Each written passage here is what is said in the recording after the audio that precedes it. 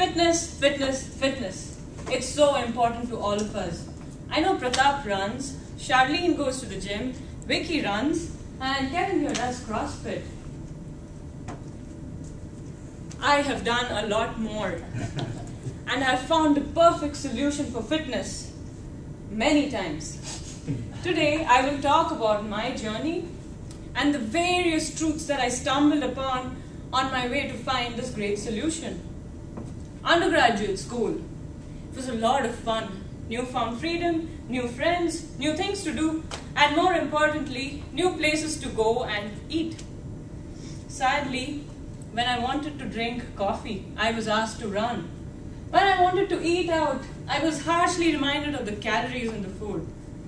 It was painful. I nearly was pulling out my hair. I could no longer sit around with my crossword puzzles and Sudoku and eat something. I had to get up and I had to do something. I was never into sports, so I had to find another alternative. I could just diet, but that would mean I would just be slim. I didn't want to be slim. I wanted to get fit. This is what I wanted to look like. Madonna, the epitome of fitness, 43 years old, and she has amazing body. The muscles are toned. It's buff. Who doesn't want to be like her? She was my hero.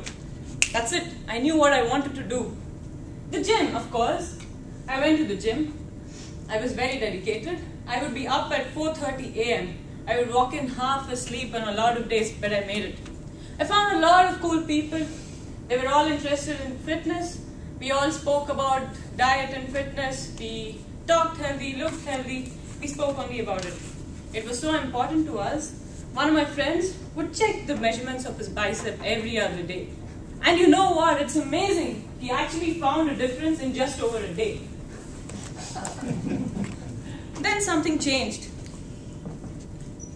Well, of course, I was also a regular at all the big sports stores. I piled on all the great gear that was available there. I got pretty famous very soon. And then something changed. I graduated and I went to work.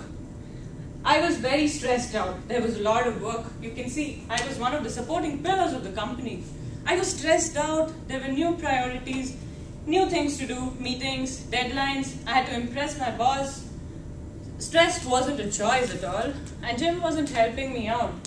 How can a supporting pillar like me be stressed out all the time? How can the company prosper? I needed to do something else.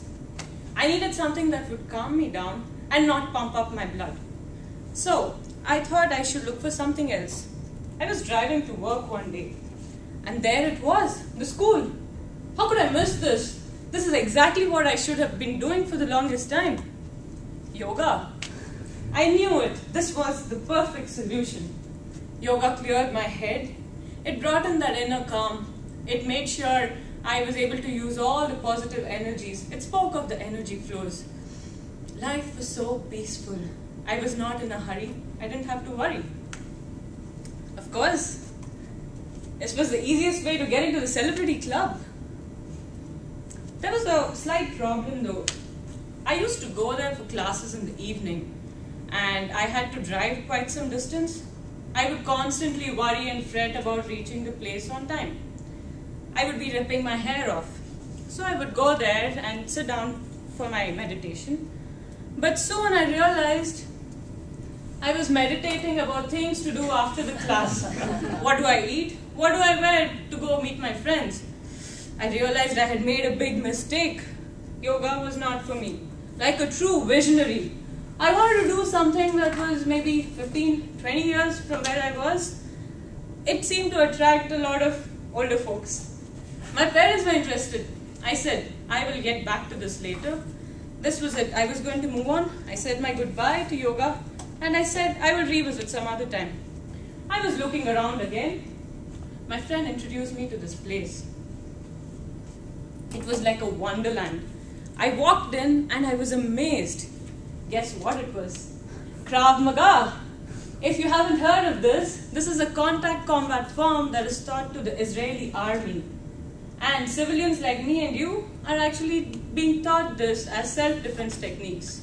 It's not just about punching someone without guilt. It's more about improving your awareness.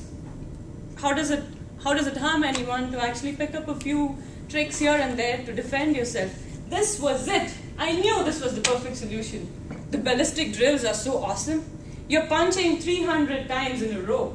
It pumps up your blood. You're really, really energetic. The classes are really intense. But one of these classes, after which I came back home, I nearly fainted. And as I was reviving myself with some good ice cream, I thought to myself, do I have to be so harsh on myself to get fit? Do I have to push myself so hard that I end up with big bruises? We call them crab badges, but do I really need it? I thought to myself, I'm not so sure anymore. I think genes are at fault here. Your fates are actually really sealed. There's not much that you can do. Don't fret about it. Our grandparents were okay. My grandparents, they didn't run, they didn't jog, they didn't do Krav Maga or yoga. They lived a very happy, long life eating everything they wanted to eat. What about dogs and horses? Do they exercise? No, they seem to be okay. They eat, they walk around, but they don't make a conscious effort. What about the big iguanas that you see?